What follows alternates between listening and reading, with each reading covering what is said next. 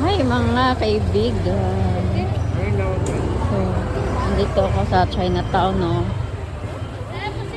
Daming tao dito. Lalo na kung Chinese New Year.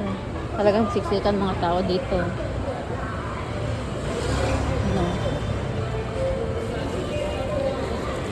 Ma-enjoy ka talaga dito pag dito ka sa Chinatown pupunta. Kahit wala namang New Year or ano, mga ano dyan. Talagang marami naman talagang tao dito sa Chinatown. Dinadayuhan ng mga turista.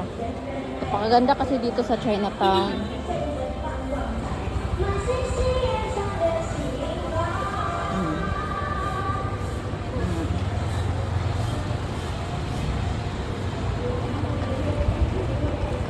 Lalo na kung sa Chinese New Year dito.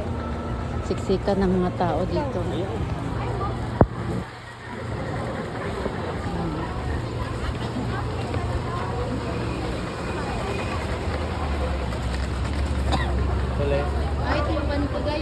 Bakit? Maraming ano dito, mga pagkain binibinta. Karamihan dito kasi mga pagkain ng Chinese.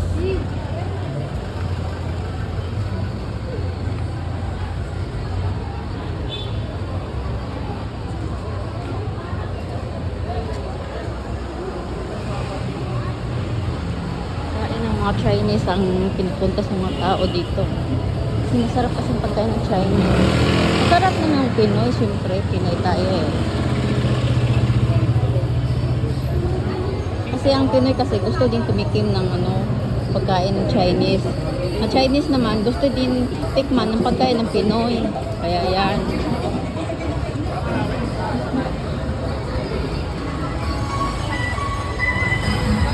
Ay, ba't talaga sa bala? Daming ano,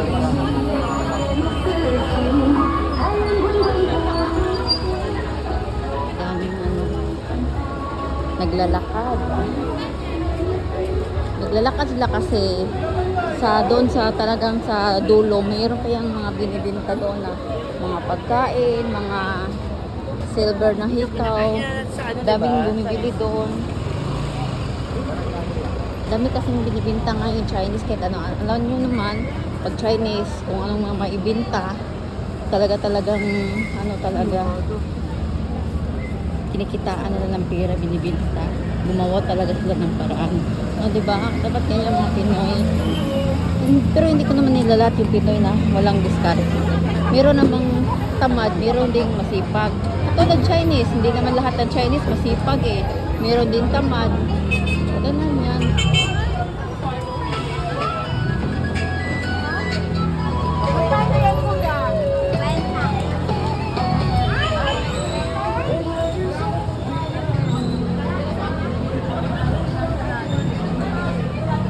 Maraming ano, tao dito.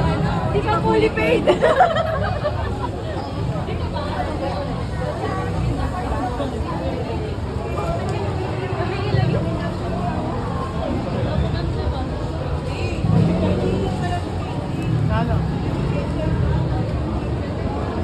Excuse me. Siksikan mga tao. Pero kung sa ano talaga, Chinese New Year, hindi ka talaga makaano dito. Daan, lalo yung mga sasakyan. Pahirapan pag Chinese New Year. Kasi siyempre, alam niyo naman, matagal na ako dito sa Chinatown. Dito ako nagtatrabaho. So, alam ko kung Chinese New Year, ang ano talaga, grabe talaga siksikan trip. Maraming mga tao pupunta dito. Halo lang, dali sa ibang bansa kung punta. Parang ano ba, yung ano din, nisilobong din nila yung bagong taon ng Chinese. Dito nila sinicelebrate ang Chinese New Year.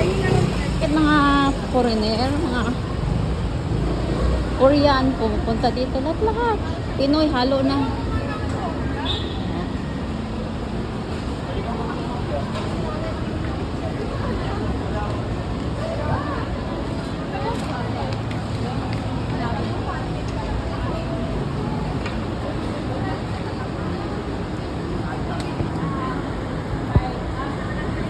Kain. hanggang dito lang muna yung update ko mga kaibigan. So, mag-ingat po tayo palagi. Ayan.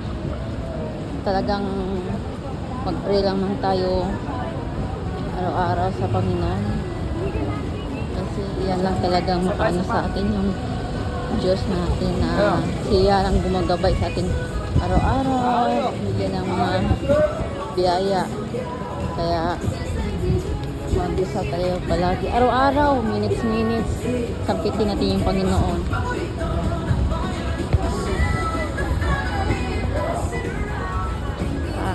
Mag-ingat po tayo. God bless. Bye-bye.